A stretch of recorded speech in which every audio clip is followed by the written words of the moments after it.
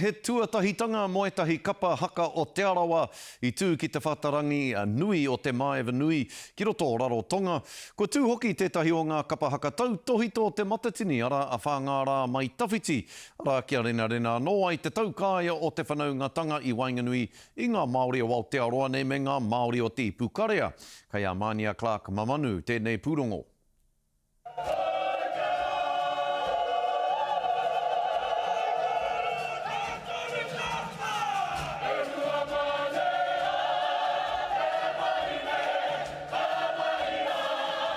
He waiata āringa mai te kapa o Whangara mai tawhiti, e ko tui nei te hononga o tō rātau tūpuna ko Paikea ki te pā inua o Mauke. E huro ana ngā piropiro kia pupuri ki tō mātou Paikeatanga, ki tō mātou whangarātanga, kia mōhio hoki te ao whānui ko Waimātou. Te miharo hoki te kite, kua hoki mai atu haurangi Ngāti Wāhi ao ki te atamira.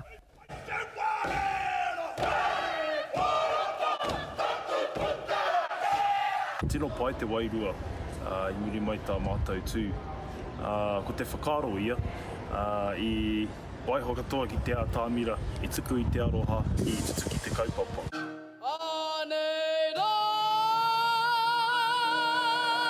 Me te tino kaihaka o te pō ki te marea, ko tēnei taitama mai te kapa waiwai tapu o te mana mai I Rotorua. Ko te tūmanako ki te whakātu hia ngā pūkenga ngā mani te ore o tō mātou o aku I Ramutu.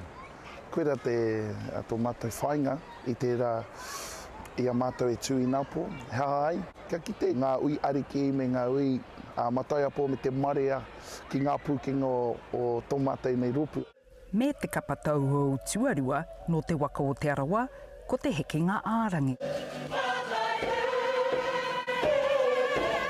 He tū tuatahi hoki mā ngenei uri no te waka o Takitimu, hei whakamanahau I te hau kāinga.